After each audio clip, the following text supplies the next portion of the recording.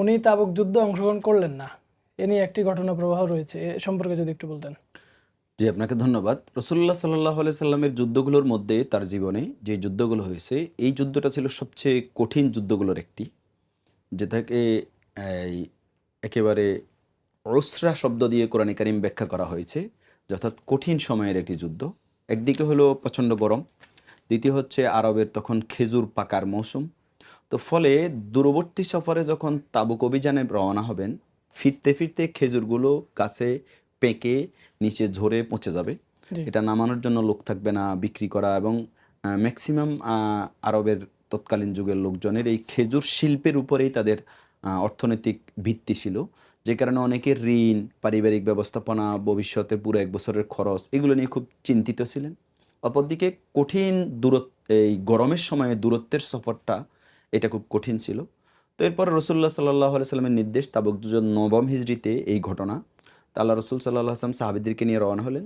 কাব বিন মালিক রাদিয়াল্লাহু তাআলা আনহু তিনি বলছেন, সহিহ বুখারীতে হাদিস আসছে, তিনি বলছেন যে আমিও রওনা দেব। জিনিসপত্র রেডি করেছি, আমার উট রেডি করেছি, সব প্রস্তুতি করেছি এবং যাব। তো মনে করলাম যে আজকে আমি রওনা না দেব না, কালকে দেব।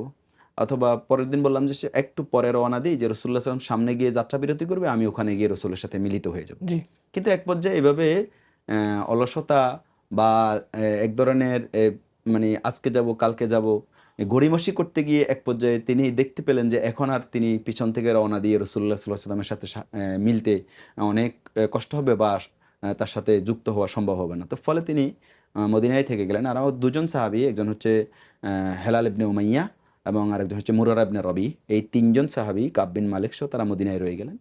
মুনাফিকদের অনেকেও রয়ে গেলেন। রাসূলুল্লাহ সাল্লাল্লাহু আলাইহি ওয়াসাল্লাম যথারীতি যুদ্ধ করে ফিরে আসলেন এবং যুদ্ধ হয় নাই।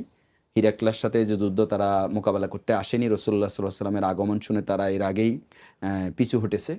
তো আল্লাহ রাসূল স্থানীয় কিছু ওখানকার গোত্রের সাথে চুক্তি করে পুরো সফর শেষ করে আরবের যুদ্ধের নিয়ম অনুযায়ী যেখানে যুদ্ধ হওয়ার কথা সেখানে ৩ দিন অবস্থান করে, এটা হলো বিজয়ের প্রতীক। যে স্থানে যুদ্ধ হবে সেখানে যারা বিজয়ী দল তারা ৩ দিন অবস্থান করবে, এরপর ফিরে আসবে। তো রাসূলুল্লাহ সাল্লাল্লাহু আলাইহি ওয়াসাল্লাম যথারীতি মদিনায় আসলেন এবং লোকজনকে জিজ্ঞাসা করলেন কার কি, কেন যায় নাই?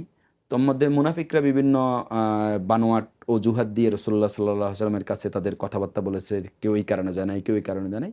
তো ফলে রাসূলুল্লাহ সাল্লাল্লাহু আলাইহি ওয়াসাল্লাম বুঝতে পেরেছেন এরা মিথ্যা বলছে, কিন্তু তিনি তাদেরকে কোনো শাস্তি দিলেন না। কাব বিন মালিক সহ এই ৩ জন সাহাবী রাদিয়াল্লাহু তাআলা আনহু তারা সত্যি, সত্যি বলছে যে আমরা আমাদের অলসতাবশত, আমাদের গড়িমসি করতে গিয়ে আমরা যেতে পারিনি। আল্লাহ রাসূল সাল্লাল্লাহু আলাইহি ওয়াসাল্লাম তাদের ব্যাপারটা আল্লাহর উপর সুপর্দ করেন। ওহী নাজিল হয় যে তাদের সাথে সামাজিকভাবে তাদেরকে বয়কট করার ব্যাপারে। এবং ১ম ৪০ দিন পর্যন্ত কোনো সাহাবী তাদের সাথে কথা বলে নাই। শুধু পারিবারিক গণ্ডির মধ্যে তিনি সীমাবদ্ধ ছিলেন। এবং কাব বিন মালিক রাদিয়াল্লাহু তাআলা বর্ণনা করছেন, সহিহ বুখারীর হাদিস হচ্ছে যে রাসূলুল্লাহ সাল্লাল্লাহু আলাইহি ওয়াসাল্লামের কাছে আমি মদিনায় গেলাম। মসজিদে নববীতে আমি সালাম দিচ্ছি। কিন্তু আল্লাহ রাসূল সাল্লাল্লাহু আলাইহি ওয়াসাল্লাম আমার দিকে তাকাচ্ছেন না। আমি তাকিয়ে থাকলাম তার ঠোঁট নড়ে কিনা, যে আমার সালামের প্রতিউত্তরটা হচ্ছে কিনা। এটা একজন সাহাবীর জন্য মানে কলিজা ছিঁড়ে যাওয়ার মতো, যে সালাম দিচ্ছেন, রাসূল তার সালামের জবাব দিচ্ছেন না। কোনো সাহাবী তার সাথে মুসাফা করে না, সালামের জবাব দেয় না। মানে এই সমাজের থেকেও তিনি নাই, এরকম মনে হচ্ছিল।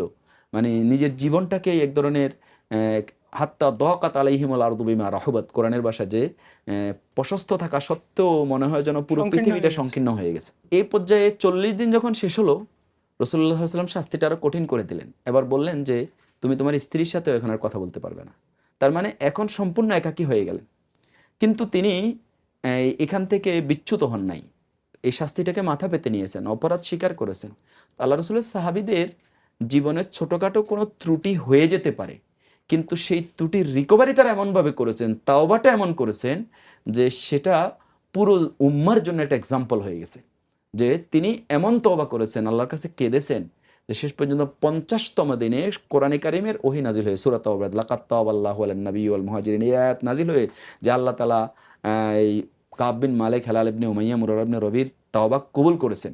তো যেই একজন লোক এই সুসংবাদটা দিয়েছেন, যে কাব ইবনে মালিক রাদিয়াল্লাহু তাআলা আনহু বলছেন যে আমি আনন্দে আত্মহারা হয়ে আমার জামাকাপড়, গায়ের জামাটা খুলে তাকে দিয়ে দিছি।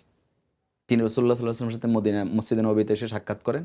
তো এই যে তার তাওবা কবুল হওয়া, পরবর্তীতে সবাই তাদেরকে অভিনন্দন জানিয়েছেন, জি, কোলাকুলি করেছেন, মুসাফা করেছেন। তো তিনি যুদ্ধে যান নাই, কিন্তু সত্যটা স্বীকার জি, করেছেন এবং এমন তওবা করেছেন, কোরআনে কারিমের আয়াত নাজিল হয়ে হয়ে তার তওবা কবুলের ঘোষণা আল্লাহ তাআলা দিয়েছেন কিয়ামত পর্যন্ত এটা তেলাওয়াত জারি আছে উম্মার